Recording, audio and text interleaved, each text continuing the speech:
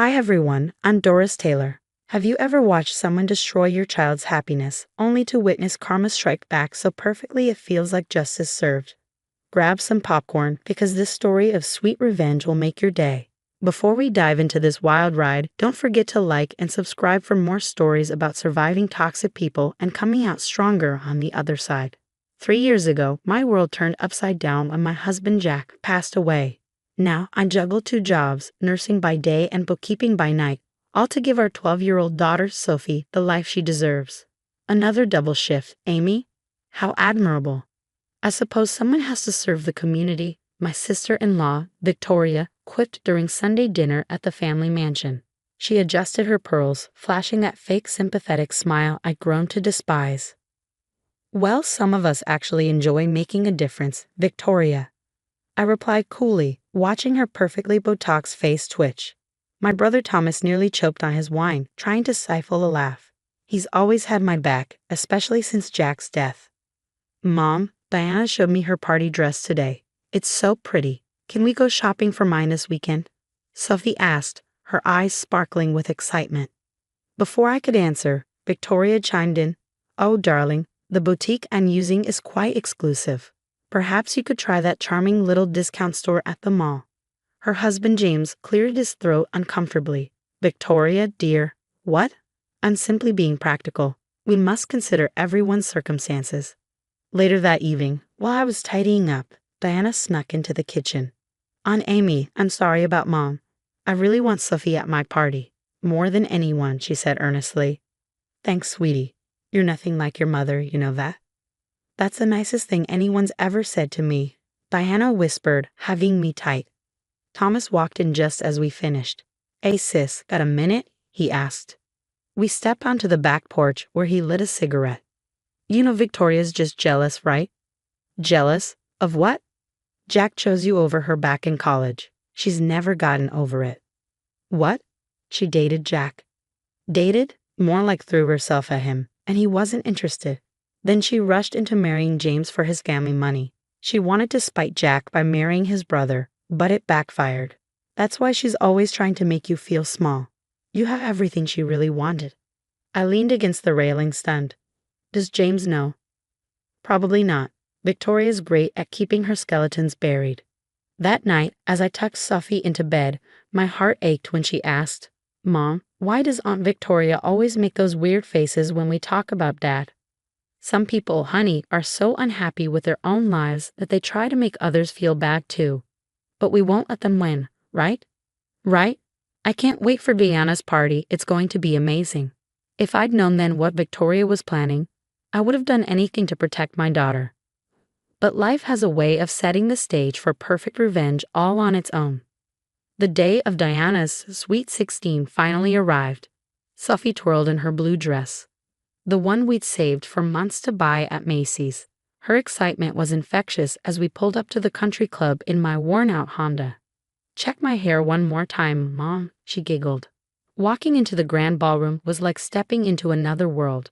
Crystal chandeliers, silk-draped tables, and waiters with silver trays of champagne. Sophie's grip on my hand tightened. "Oh my God." Victoria's voice cut through the air like a knife. "What are you wearing?" She stalked over in her designer gown, her face twisted in disgust. "This is a sophisticated event, not a food court." "We were invited," I said firmly, though Sophie shrank behind me. "By Diana, not me." And clearly she didn't explain the dress code. Victoria sneered. Then, with a snap of her fingers, 2 security guards appeared. "These people need to leave. They're embarrassing the family." "Mom, stop," Diana shouted, breaking away from her friends. "I want them here." "Be quiet, Diana," Victoria hissed, "or you can join them." As the guards approached, the wealthy guests began to whisper. Sophie started to cry, her small shoulders trembling as they escorted us out.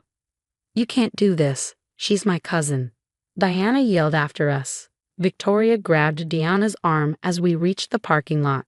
"You're embarrassing yourself," she hissed. Sophie collapsed into the car seat, tears streaming down her face. "Why does she hate us so much, Mom? What did we do wrong?" My hands shook on the steering wheel as I dialed Thomas. His voice was tight with anger when he answered. "Get to my place. Now, There's something you need to hear. 20 minutes later, we sat in Thomas's study. Sophie had cried herself to sleep on his couch. Victoria's been spreading rumors, Thomas began, his tone sharp. She's telling people you trapped Jack by getting pregnant, that you're after the family money. What? I whispered, stunned. Sophie was born 3 years after we married. I know, Thomas said grimly. But that's not all.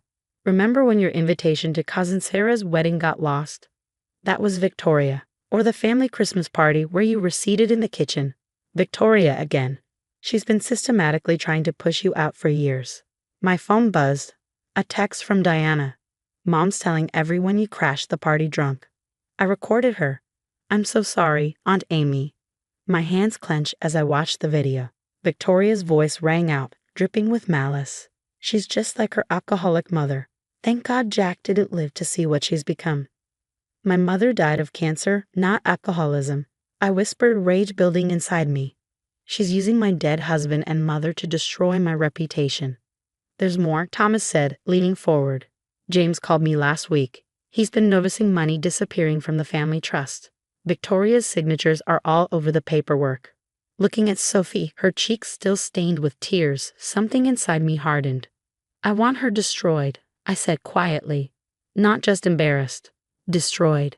Thomas smiled grimly. I was hoping you'd say that. I know exactly how to do it. The next morning, over coffee in Thomas's home office, he laid out the plan. I scrolled through Diana's texts from the night before, each one revealing more of Victoria's schemes. As I said, James noticed money missing from the family charity. Thomas spread out financial documents. Look at these signatures. Victoria's been writing checks to shell companies. I frowned, pointing to a recurring payment. Wait, I recognize this name.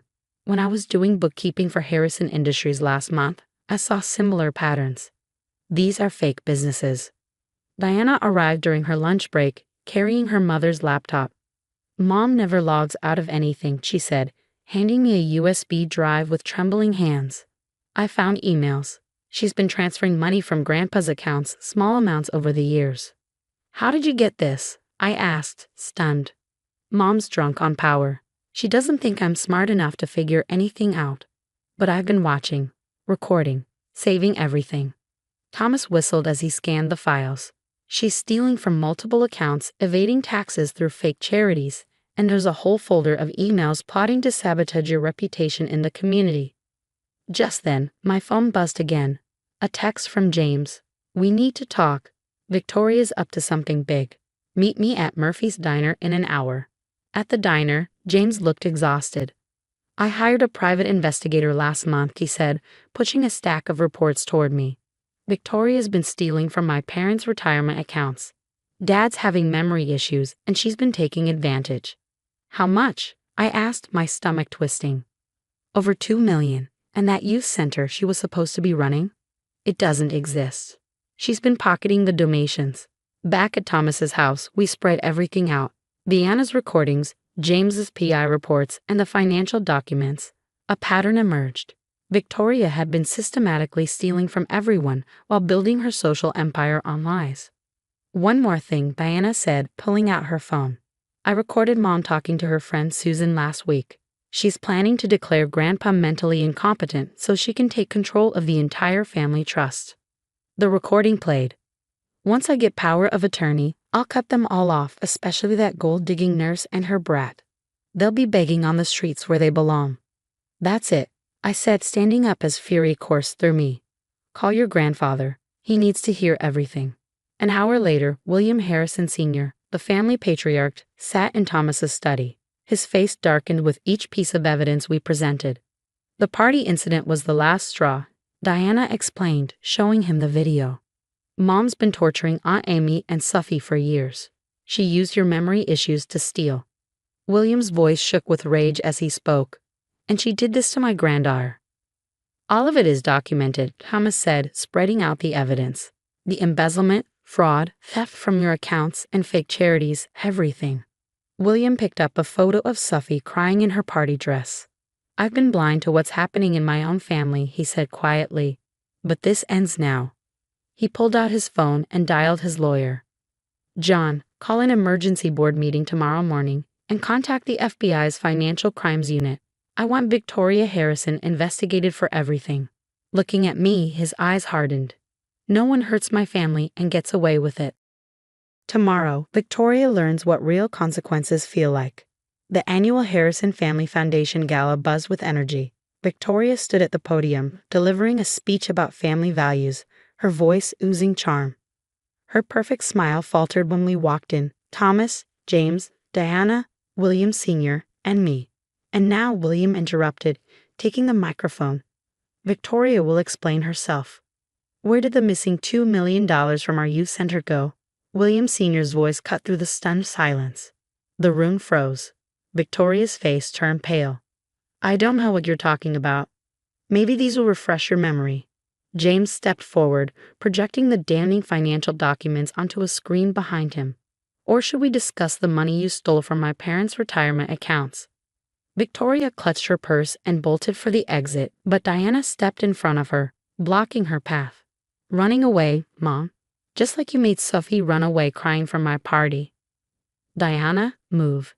"Now," Victoria hissed, her composure crumbling. "No. Everyone here needs to know who you really are, the stealing, the lies, the cruelty. It ends today."